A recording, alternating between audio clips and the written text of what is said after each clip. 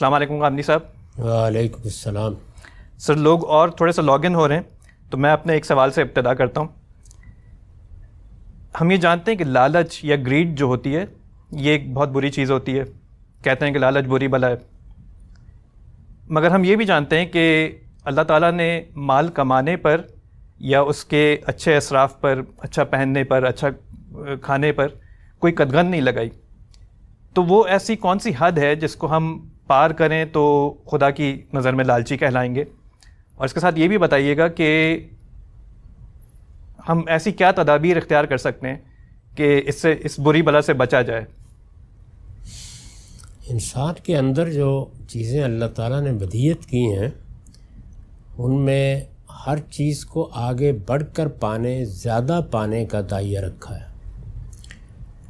یہ زیادہ پانا، اسی کو استکثار سے قرآن میں تعبیر کیا گیا ہے۔ زیادہ پانے کی جد و جہد انسان مال کے معاملے میں بھی کرتا ہے، علم کے معاملے میں بھی کرتا ہے۔ اگر اس کے اندر ایک حوصلہ مند شخصیت ہو تو بعض اوقات اقتدار کو پانے کے لیے بھی کرتا ہے۔ تو یہ چیز اپنی ذات میں کوئی قابل مذمت چیز نہیں ہے۔ اسی کا ایک پہلو وہ ہے کہ جس میں لوگوں کو یہ ترغیب دی گئی ہے کہ جنت کو پانے کے لیے بھی وہ کم پر اکتفا نہ کریں بلکہ اعلیٰ سے اعلیٰ مرتبے تک پہنچنے کی جد و جہد کریں۔ خود قرآن مجید نے اس کے لیے جو لفظ استعمال کیا ہے وہ تنافس ہے، یعنی ایک دوڑ میں آپ ایک دوسرے سے آگے بڑھتے ہیں تو عربی زبان میں اس کو مسابقت یا تنافس ہی سے تعبیر کیا جاتا ہے۔ تو جنت کے بارے میں فرمایا ہے کہ وَفِي ذَلِكَ فَلْيَتَنَافَسِ الْمُتَنَافِسُونَ، یعنی وہ لوگ کہ جو ایک دوسرے سے دوڑ لگا کے آگے بڑھنا چاہتے ہیں وہ کوشش کریں کہ جنت کی دوڑ میں دوسروں سے آگے بڑھیں۔ تو اس کا مطلب یہ ہوا کہ زیادہ پانا، اس کے لیے جد و جہد کرنا، یہ اپنی ذات میں کوئی بری چیز نہیں ہے۔ یہ چیز بری کب بنتی ہے؟ یہ اس وقت بری بنتی ہے جس وقت انسان کو جن اخلاقی اقدار کے ساتھ پیدا کیا گیا ہے ان کا لحاظ کیے بغیر وہ آگے بڑھنے کی جد و جہد کرتا ہے۔ تو پھر اس کے بعد یہ لالچ یا حرص یا اس نوعیت کے بعد برے الفاظ سے تعبیر کی جاتی ہے۔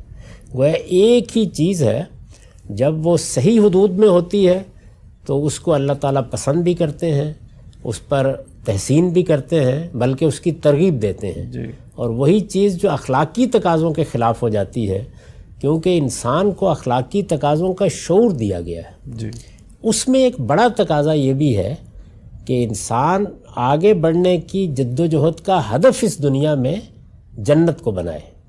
جنت کو ہدف بنانے کا مطلب کیا ہے؟ مطلب یہ ہے کہ اخلاق کی پاکیزگی کے ساتھ آگے بڑھے، یعنی خیر میں آگے بڑھنا، نیکی میں آگے بڑھنا، انفاق میں آگے بڑھنا، اسی طرح اللہ کے دین کی خدمت کرنے میں آگے بڑھنا، اپنے اعزاء اقربا رشتہ داروں کے حقوق ادا کرنے میں آگے بڑھنا۔ یہ ساری چیزیں بڑی مطلوب، بڑی محمود اور ہر لحاظ سے قابل تحسین ہے۔ لیکن اگر انسان دوسروں سے مال چھیننے میں آگے بڑھ رہا ہو، ان کی ٹانگیں کھینچنے میں آگے بڑھ رہا ہو، ان کو نقصان پہنچانے میں آگے بڑھ رہا ہو، یا یہ کہ جو کچھ اس کو مل گیا ہے اس پر شکر گزار ہو کے آگے بڑھنے کی بجائے ناشکری کے ساتھ آگے بڑھ رہا ہو، تو ایک ہی عمل جو اپنی ذات میں کوئی برا عمل نہیں تھا وہ پھر قابل مذمت ہو جاتا ہے۔ تو اس کو بیان کیا ہے دوسری جگہ، یعنی ایک جگہ یہ ترغیب دی ہے کہ آگے بڑھو، اور دوسری جگہ یہ کہا ہے کہ الہاکم التکاثر، ایک دوسرے سے آگے بڑھنے کی جد و جہد نے تمہیں ہلاک کر ڈالا۔ تو یہ دونوں چیزیں جو ہیں یہ اصل میں انسان کے اخلاقی وجود سے ماپی جاتی ہیں، یعنی اگر تو وہ اعلیٰ اخلاقیات کو سامنے رکھ کے آگے بڑھ رہا ہے تو محمود، اور اگر وہ اخلاق کے آلودہ پہلوؤں کو سامنے رکھ کے آگے بڑھ رہا ہے تو قابل مذمت۔ تو بس اسی اصول پر اس کو دیکھنا چاہیے۔ تو مطلب اپنے حدود کو پہچاننا جو ہے یہ سب سے بڑی یعنی اخلاقی حدود، کیونکہ انسان کا جو حسن ہے وہ اصل میں اس کے اخلاقی وجود میں ہے۔ انسان کی سیرت اور کردار بنتا ہی اعلیٰ اخلاق سے ہے۔ تو اعلیٰ اخلاق اگر پیش نظر ہے تو ہر چیز جس میں آپ آگے بڑھ رہے ہیں وہ اصل میں اللہ کا فضل تلاش کرنا ہے، وہ خیر کو تلاش کرنا ہے، اس کی قرآن نے ترغیب دی ہے۔ تو نہ دولت کوئی بری چیز ہے، نہ علم کوئی بری چیز ہے، نہ اقتدار کوئی بری چیز ہے، بڑھیے لیکن اخلاقی حدود کی سچی پاسداری کے ساتھ آگے بڑھیے۔ جی